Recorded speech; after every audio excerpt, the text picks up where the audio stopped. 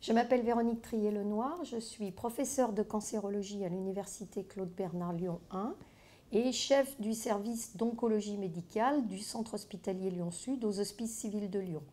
J'ai récemment pris les fonctions de présidente du comité de direction du cancéropôle Clara. On a de mieux en mieux appris ces dernières années, en particulier grâce aux travaux de recherche qui ont lieu dans les laboratoires de biologie, à comprendre comment un cancer se formait, quelles étaient les anomalies qui s'accumulaient dans une cellule pour arriver à constituer un cancer.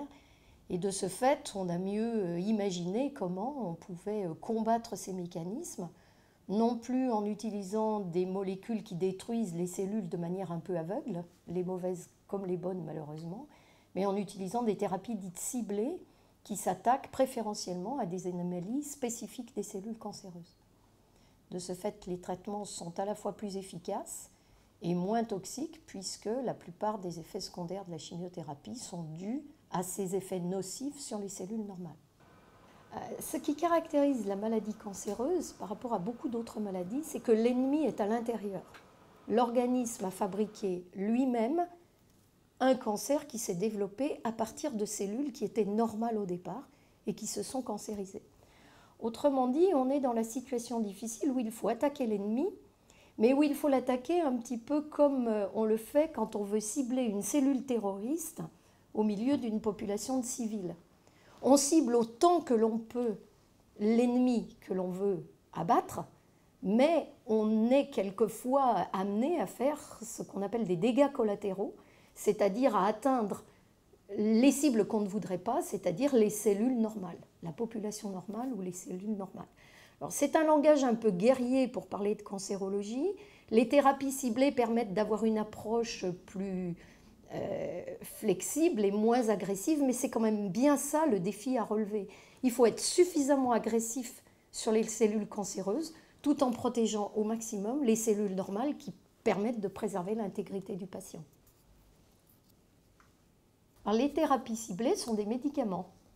Donc, ils peuvent très schématiquement être administrés de deux manières, soit par une perfusion intraveineuse, soit par une autre modalité qui permet aussi de diffuser le médicament dans l'ensemble de l'organisme, et qui sont des comprimés. Nous passons beaucoup de temps à expliquer aux patients et à leurs proches qu'un comprimé n'est pas un traitement au rabais, que ça peut être un traitement tout aussi efficace qu'une molécule intraveineuse, et que ça peut être un traitement tout aussi toxique.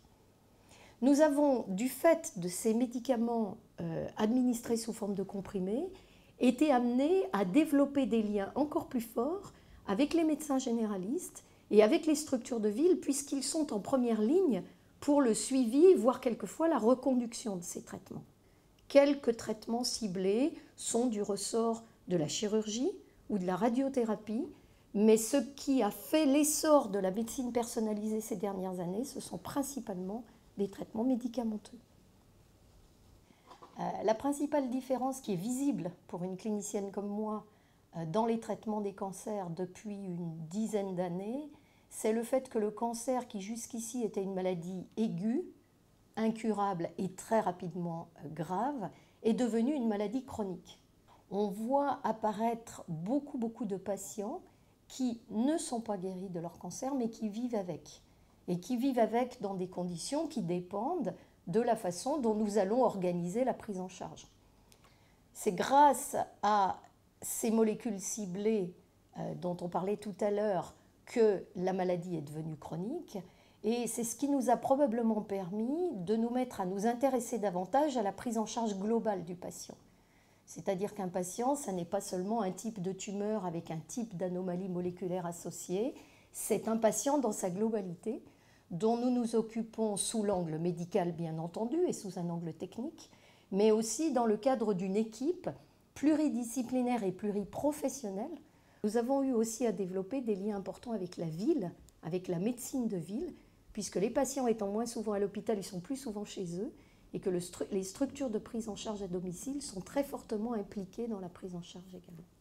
Ce qui me paraît fondamental à obtenir dans les années qui viennent, c'est le développement des innovations, c'est le transfert le plus rapide possible des innovations vers la clinique et vers le patient, en franchissant en particulier les obstacles réglementaires et les obstacles financiers qui ne sont pas négligeables.